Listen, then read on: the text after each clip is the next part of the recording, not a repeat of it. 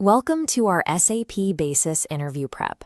Today, we are mastering 5 critical administrative procedures you need to know to pass a technical interview. Let's start with our first question. How do you set up proactive monitoring in SAP using CCMS alerts and transaction RZ20? The RZ20 monitor displays system-wide health, active work processes, memory, and background jobs in a hierarchical tree. To avoid manual checking, RZ21 configures alert thresholds, like database space below 10%, and assigns auto reactions to automatically email the basis team. Effective proactive monitoring requires both halves. Viewing the landscape in RZ20 is useful, but it relies entirely on the automated, unprompted reaction rules built in RZ21 to actually protect the system. Next up, question 2. What is the difference between a local client copy and a remote client copy?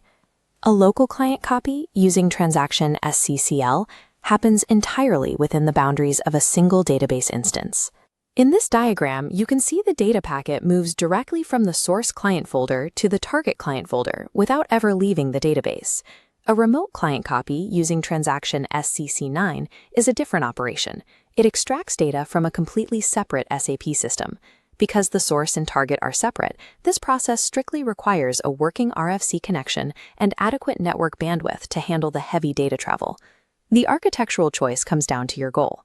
Local copies are fast, isolated operations within a single box. Remote copies are network-dependent, used specifically to pull fresh production data across your landscape into a QA environment. Moving to question 3. How do you analyze an ABAP short dump in ST22, and what information do you collect for the functional team? ST22 captures every ABAP runtime error, which creates a lot of noise. As you can see in the system log interface, you start by filtering that noise. Locate the exact date, time, and primary error category to isolate your specific crash. Once you have the right dump, you extract specific data for your developers. First, grab the exact error message. Second, note the transaction code and user ID. Third, identify the failing program name. Fourth, you pull the active call stack, which pinpoints the exact sequence of code executing during the crash.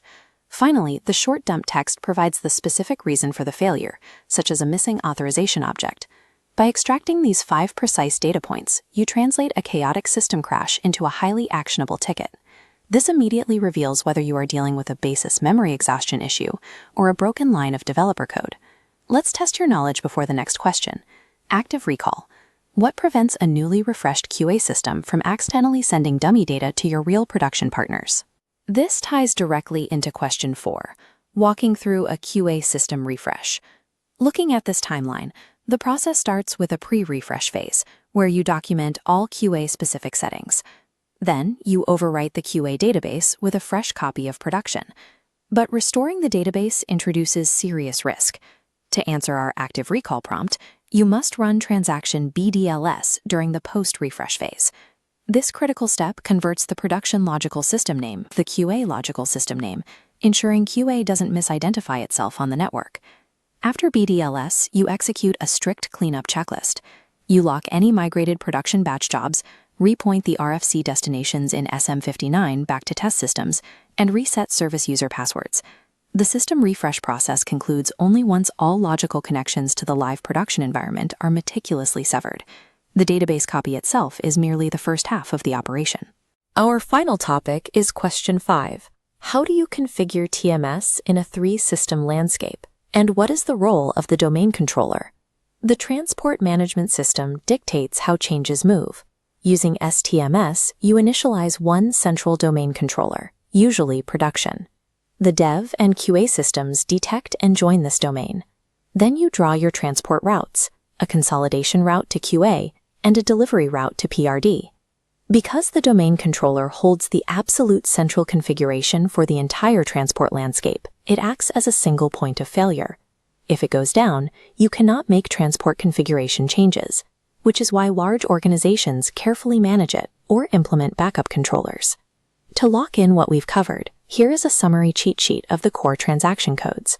It maps out our tools for monitoring, client copies, dump analysis, system refreshes, and transport management. Thank you for watching. Take a screenshot of this table for your interview prep, and good luck out there.